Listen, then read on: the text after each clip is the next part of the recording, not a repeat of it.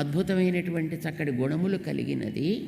రెండవది లేడె వంటి చూపు కలది. అంటే లేడెప్పుడు కూడా అన్ని వైపులో భయపడుతూ అన్ని దిక్కుల్లో చూస్తున్నట్టుగా వీళ్ళకు కూడా తమలో కలిగినటువంటి ఆ భగవద్భావనని చెదిర్చేది ఏదైనా తన చుట్టుపక్కల కనిపిస్తే ఎప్పుడు అలాంటి దాంట్లోకి వాళ్ళు ప్రవర్తించరు.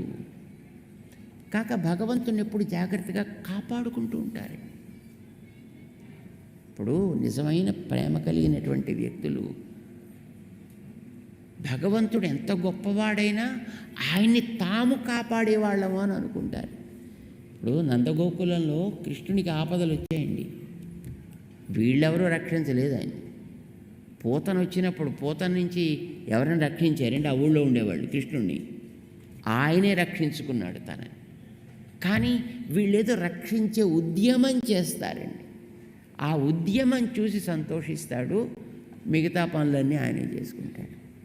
మనలో ఉండేటటువంటి ఆ ఆర్తిని చూస్తాడు, చేసే పని ఏదో తానే చేసుకుంటూ ఉంటాడు భగవంతుడు.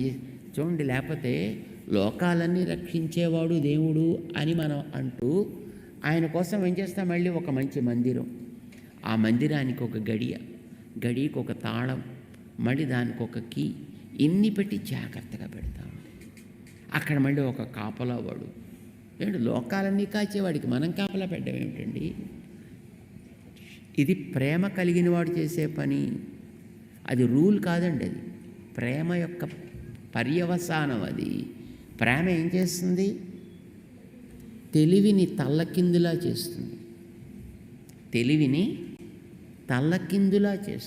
తల్లకిందులా చేయడం అంటే ఆయన రక్షించేవాడు. మామూలుగా తెలివి ఉంటే ఏం చేస్తాను? నువ్వు రక్షించేవాడివయ్యా, నీ రక్షణ పొందాల్సిన వ్యక్తిని నేను, కనుక నన్ను రక్షించు డిమాండ్ చేయాలనిపిస్తుంది. కానీ అది తల్లకిందులైతే ఏమవుతుందండి? నేను రక్షించేవాడిని, నువ్వు నన్ను రక్షించేవాడివి కాదోయ్, నువ్వు జాగ్రత్తగా ఉండు, నీకు నేను రక్ష పెడతా అంటుంది. ఇది అమ్మ దగ్గర మనం చూస్తామండి. అండి, చిన్నపిల్లాడు అదే చిన్నగా ఉండేటప్పుడు సరే వాడిని జాగ్రత్తగా చూసుకుంది తల్లి, ఫైన్. కానీ వాడు ఓ 40 ఏళ్ల పెద్దాడు అయిన తర్వాత వాడు మిలిటరీలోంచి ఇంటికి వచ్చాడు అనుకోండి.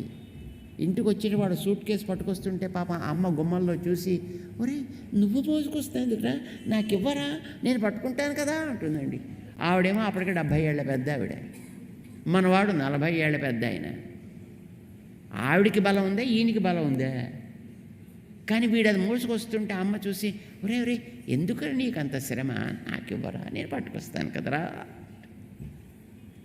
ఆవిడ మొయ్యగలిగింది, తనకంటే ఎక్కువ బలం ఆవిడికి. కానీ ప్రేమ తన పిల్లాళ్ళలో బలం చూడనివ్వదు, తనలో ఉండేటువంటి ఆ వార్ధకాన్ని చూడనివ్వదు, తనలో ఉండేటువంటి ఆ శక్తిని చూడనివ్వదు, వాడిలో ఉండే శక్తిని చూడనివ్వదు. అక్కడ వీళ్ళు గుడ్డివాళ్ళు అయిపోతారు. మీకు తెలుసును, ఎప్పటికి కూడా మీరు ఇంత పెద్దాళ్ళు అయిన తర్వాత కూడా మీ ఇంటికి ఎప్పుడైనా మీ అమ్మగారి దగ్గరికి వెళ్ళి మళ్ళీ మీరు అక్కడి నుంచి వెళ్ళొస్తానమ్మా అని బయలుదేరితే అమ్మ దగ్గరికి పిలిచి, రే రోడ్డు పక్కన్నాడు, రోడ్డు మీద నడవకు, కార్లు వస్తాయి, సైకిళ్ళు వస్తాయి, జాగ్రత్తగా వెళ్ళరా, కుదురుగా. ఏమిటి ఆవిడే చెప్పాలి వీడికి ట్రాఫిక్ రూల్స్ని? ఆవిడ ట్రాఫిక్ తెలీదు, రూల్స్ తెలీదు, చదువుకోలేదు ఆవిడ. నువ్వేమో పెద్ద ట్రాఫిక్ ఇన్ఛార్జ్ నువ్వు. అయినా నిన్ను పిలిచి నీకు ఆవిడ జాగ్రత్తలు చెప్తుందండి. ఒరే జాగ్రత్తగా చూసుకోరా, జాగ్రత్తగా ఉండరా బాబు అని. ఆవిడ నీకు జాగ్రత్తలు చెప్పడం ఏమిటండి? ఆవిడకి నీకు తెలియదని కాదు, ఆవిడకి తెలుసును అని కాదు, కానీ అది ప్రేమ వల్ల కలిగేటటువంటి ప్రవృత్తి. దృష్టి తీయడం అంటే అదేనండి, హారతి ఇవ్వడం అంటే అదేనండి. ఇది ప్రేమ యొక్క పర్యవసానం. ఏంటంటే ఆ ఎదట ఉండేటటువంటి ఆ తత్వాన్ని మనం జాగ్రత్తగా కాపాడుకోవాలి. వాడు శక్తి కలిగిన వాడే, నేను ఎందుకు కొనగాని వాడినే, అయినా నేను వాడిని కాపాడాలి అని అనిపిస్తుంది. అది ప్రేమ చేసేటటువంటి